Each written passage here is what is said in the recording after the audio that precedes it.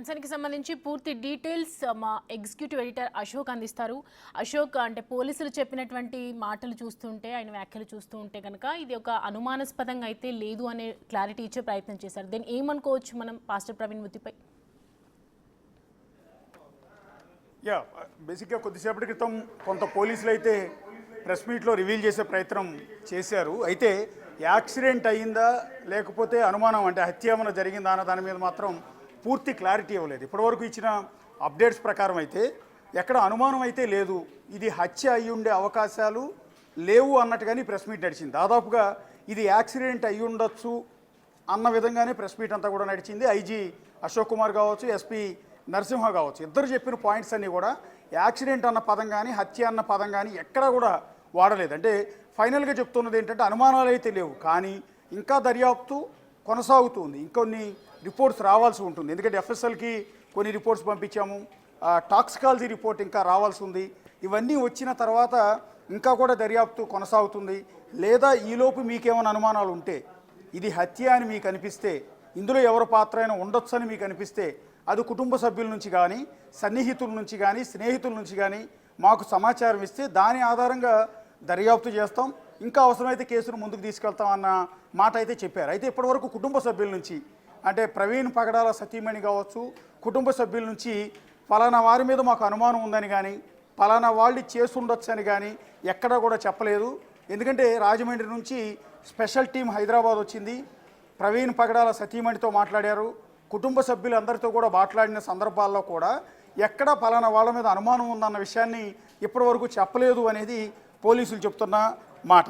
ఇక రెండోది, సోషల్ మీడియాలో కావచ్చు, అట్లాగే అనేక క్రైస్తవ సమాజం నుంచి కావచ్చు, అనేక మంది పాస్టర్లు కావచ్చు, వీళ్ళందరూ కూడా రకరకాల అనుమానాలు రైజ్ చేస్తూ ఉన్నారు. వాటన్నిటికీ కూడా వాళ్ళ పోలీసులు కొంత క్లారిటీ ఇచ్చే ప్రయత్నం చేశారు. అసలు ఎన్ని గంటలకు హైదరాబాద్లో బయలుదేరారు, ఎన్ని గంటలకు ఏ టోల్ గేట్ క్రాస్ చేశారు, ఎన్ని గంటలకి స్పాట్కి ఇన్సిడెంట్ జరిగేటప్పుడు ఏం జరిగింది ఏంటనేది మొత్తం వ్యవహారం బయటపెట్టే ప్రయత్నం, చెప్పే ప్రయత్నం అయితే చేశారు. రెండోది వచ్చి, ఎవరైతే వెనక వైపు నుంచి వచ్చిన రెడ్ కారు ఆయన బైక్ని గుద్ది ఉండొచ్చు అన్న అనుమానాలు కూడా కొంత రైజ్ అవుతున్నాయి. అసలు ఆ ఎర్ర కారు ఎవరిది అన్నది కూడా గత 2 రోజుల నుంచి రకరకాల అనుమానాలు వస్తున్న సందర్భంలో పోలీసులు దాని మీద కూడా సమాధానం చెప్పే ప్రయత్నం చేశారు. మొత్తంగా ప్రమాదం జరిగినప్పుడు 3 కార్లు, 1 లారీ క్రాస్ అయ్యాయి.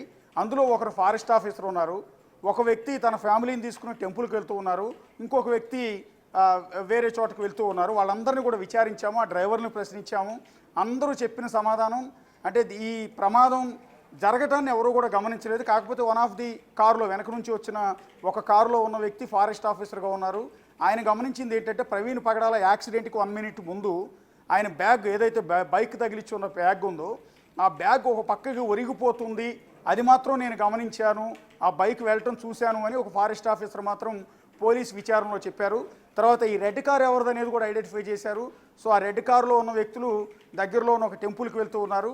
అయితే సీసీ ఫుటేజ్ని 2-3 యాంగిల్స్లో తెప్పించారు. ఒకటి నయారా పెట్రోల్ బంక్ వైపు ఉన్నది, ఆ అగ్రహారం, కొంతమూరు అగ్రహారం దగ్గర ఉన్న మరొక కెమెరా, 2 ఫుటేజ్లు కూడా వాళ్ళ ప్లే చేసే ప్రయత్నం చేశారు. అంటే లెఫ్ట్ యాంగిల్ నుంచి, రైట్ యాంగిల్ నుంచి ఆ వీడియో ప్లే చేసినప్పుడు అనుమానాస్పదంగా, అంటే వెనకొచ్చిన కార్లు ఏది కూడా ప్రవీణ్ పగడాల బైక్ను గుద్దినట్టుగా ఆనవాళ్ళు ఎక్కడ కూడా లేవు. ఆ కారుకి బైక్కి మధ్య డిస్టెన్స్ అనేది, గ్యాప్ అనేది ఎక్కువ ఉంది.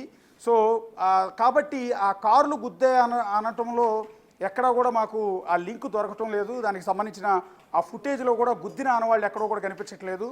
ఆయన బైక్ మాత్రమే వచ్చింది, బైక్కి వెనకొస్తున్న కారుకి మధ్య చాలా డిస్టెన్స్ ఉంది. ఒక కారు ఆల్రెడీ ముందుకే క్రాస్ అయింది, ఒక కారు వెనక ఉంది, ఇంకో కారు ఇంకొంచెం వెనక ఉంది. సో గుద్దే అవకాశాలు చాలా తక్కువ ఉన్నాయి. అక్కడికి రాగానంటే రాత్రి 11:42 కొంతమూరు దగ్గర నయారా పెట్రోల్ బంక్ ఆపోజిట్కి వచ్చేటప్పటికి ఆయన బైకు లెఫ్ట్ సైడ్కి వెళ్ళిపోతున్నట్టుగా ఆ సీసీ ఫుటేజ్లో ఉన్న దృశ్యాలని మీడియా ముందు చూపించి చెప్పే ప్రయత్నం అయితే చేశారు. అంటే ఆయన బైకు అనుకోకుండా ప్రమాదవశాత్తు పక్కకు వెళ్ళిపోయింది, అలా వెళ్ళిపోయి కింద పడిపోయిన తరుణంలోనే ఆయన ప్రాణాలు కోల్పోయారు అన్నట్టుగా చెప్పారు. అంటే వెనక నుంచి ఎవరన్నా హత్యాయత్నం చేయటం కానీ, వేరే వాళ్ళు గుద్దటం కానీ ఇలాంటివి జరిగే అవకాశం లేదు అన్నట్టుగా ఇవాళ ప్రెస్ మీట్లో అయితే పోలీసులు చెప్పే ప్రయత్నం కొంత చెప్పారు. కొంత విజ్ఞప్తి చేస్తూ ఉన్నారు, సోషల్ మీడియాలో ప్రచారం చేసే వాళ్ళని కావచ్చు, మీడియాని కావచ్చు రిక్వెస్ట్ చేస్తూ ఉన్నారు. ఇది కొంత సెన్సిటివ్ ఇష్యూ. సో దర్యాప్తు ఇంకా కూడా సాగుతోంది కాబట్టి దీని మీద రకరకాల అనుమానాలు కావచ్చు, రకరకాల తప్పుడు ప్రచారాలు కావచ్చు, వాళ్ళు చంపారు వీళ్ళు చంపారని కావచ్చు, ఇదంతా కూడా ప్రచారం చేయొద్దని ఐజీ అశోక్ కుమార్ మొత్తం జనాన్ని రిక్వెస్ట్ చేసే ప్రయత్నం కూడా ఇక చేశారు. ఇక్కడ మనకు తేలాల్సింది ఏంటంటే 5 గంటల పాటు ఆయన విజయవాడ పరిసరాల్లోనే ఉండిపోయారు. ఎలా అంటే ఉదయం 11 గంటలకి ఆయన 11 గంటలకి హైదరాబాద్లో బయలుదేరారు. బయలుదేరిన తర్వాత ఫస్ట్ వచ్చే టోల్గేట్ హైదరాబాద్ అవుట్స్కర్ట్స్లో ఫస్ట్ వచ్చే టోల్గేట్ చౌటుప్పల దగ్గర పంతంగి టోల్గేట్ దగ్గరికి ఆయన 1 గంట 29 నిమిషాలకి క్రాస్ అయినట్టుగా ఆర్సీసీ ఫుటేజ్ కూడా ప్లే చేశారు. అంటే 11 గంటల 36 నిమిషాలకు బహుశా ఆయన ఇంటి దగ్గర బయలుదేరినట్టున్నారు. పంతంగి టోల్గేట్ దగ్గరికి వచ్చేటప్పటికి 1:29 నిమిషాలు అయింది. మధ్యాహ్నం 1 గంట 29 నిమిషాలకు ఆయన ఆ బైక్ క్రాస్ అయింది. నెక్స్ట్ వచ్చే టోల్గేట్ అంటే నల్గొండ దగ్గర వచ్చే మరో టోల్గేటు కొర్లపహాడ్ టోల్గేట్. ఇక్కడికి వచ్చేటప్పటికి 2 గంటల 14 నిమిషాలు అయింది. అంటే దాదాపు 50 నిమిషాలకు పైగా జర్నీ. 2 టోల్గేట్ల మధ్య 60 కిలోమీటర్ల డిస్టెన్సు 50 నిమిషాలకు పైగా పట్టింది. సో 50 నిమిషాలలో ఆయన కొర్లపహాడ్ టోల్గేట్కి 2 గంటల 14 నిమిషాలకు వచ్చారు. ఆ తర్వాత 3 గంటలకి చిల్లకల్లు టోల్గేట్ అంటే తెలంగాణ ఆంధ్ర బార్డర్ జగ్గయ్యపేట దగ్గర ఉన్న చిల్లకల్లు టోల్గేట్ దగ్గరికి వచ్చేటప్పటికి 3 గంటలు దాటింది. ఆ తర్వాత వచ్చే టోల్గేటు పొట్టిపాడు టోల్గేట్. చిల్లకల్లు తర్వాత కీసర టోల్గేట్ వస్తుంది.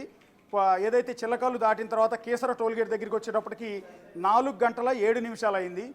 4 గంటల 7 నిమిషాల తర్వాత పొట్టిపాడు టోల్గేట్ అంటే విజయవాడ దాటి గన్నవరం దాటిన తర్వాత హనుమాన్ జంక్షన్కి దగ్గరలో వచ్చే పొట్టిపాడు టోల్గేట్ దగ్గరికి వచ్చేటప్పుడు 9 గంటల 15 నిమిషాలు. ఇక్కడే కొంత పోలీసులు క్లారిటీ ఇవ్వలేకపోతున్నారు. ఎందుకంటే కీసర టోల్గేట్కి పొట్టిపాడు టోల్గేట్కి మధ్య ఉన్న దూరం 64 కిలోమీటర్లు. అది కూడా బేసిక్గా ఇప్పుడున్న కొత్త హైవే ఓపెన్ అయింది కాబట్టి, బైపాస్ రోడ్డు ఓపెన్ అయింది కాబట్టి గొల్లపూడి నుంచి లెఫ్ట్కి వెళ్ళిపోయి చినౌటుపల్లి దగ్గర మళ్ళీ హైవే ఎక్కుతూ ఉన్నారు.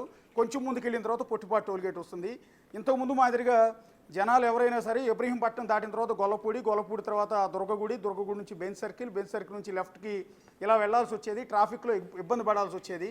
ఇప్పుడు అలాంటిది ఏదీ లేకుండా గొల్లపూడి నుంచే పూర్తిగా బైపాస్లో లెఫ్ట్కి కనెక్ట్ అయిపోయే కొత్త హైవే ప్రారంభమైంది కాబట్టి బహుశా అటు వెళ్ళారా, విజయవాడలో ఎక్కడ నాగారా అన్న దాని మీద పోలీసులు క్లారిటీ లేదు. అందుకనే ఆ 2 రూట్లలో ఉన్న సీసీ కెమెరాలను కూడా ప్రస్తుతం పరిశీలిస్తూనే ఉన్నారు. కాకపోతే ఇక్కడ కీసర్ నుంచి పొట్టిపాటు టోల్గేట్కు ఉన్న డిస్టెన్స్ 64 కిలోమీటర్లు మాత్రం. ఇక్కడ ఏ 2 టోల్గేట్ల దగ్గరికైనా కూడా ప్రవీణ్ పగడాల 50 నుంచి 60 నిమిషాల లోపే అంటే గంట లోపే వెళ్ళిపోతున్నారు. గంటకు 60 కిలోమీటర్ల వేగంతో బహుశా ఆయన బుల్లెట్ మీద వెళ్తున్నట్టుగా తెలుస్తుంది. ఎందుకంటే ఇక్కడ ఫస్ట్ మనం ఈ టోల్గేట్లు చూసినా కూడా ఏ 2 టోల్గేట్ల దగ్గరికి గంటలోపే ఆయన వెళ్ళిపోతున్నారు. కానీ కీసర్ నుంచి పొట్టిపాటు టోల్గేట్ దగ్గరికి వచ్చేటప్పటికి దాదాపు 5 గంటల సమయం పట్టింది. 4 గంటల 7 నిమిషాల కీసర్ టోల్గేట్ క్రాస్ చేస్తే పొట్టిపాడు టోల్గేట్కి వచ్చేటప్పటికి 9 గంటల 15 నిమిషాలు అంటే 5 గంటల 4 నిమిషాలు దాదాపు ఆయన జర్నీ చేశారా, లేకపోతే మధ్యలో ఎక్కడన్నా ఆగారా, లేకపోతే విజయవాడలో ఎవరినైనా కలిశారా, లేకపోతే ఎక్కడైనా కాసేపు స్టే చేశారా, ఇవన్నీ కూడా ఇంకా తేలాల్సి ఉంది అనేది పోలీసులు చెప్తున్న మాట. సో 5 గంటల పాటు ఆయన ఏం చేశారు అనేది ఇక్కడ మనం చూడాల్సి ఉంటుంది.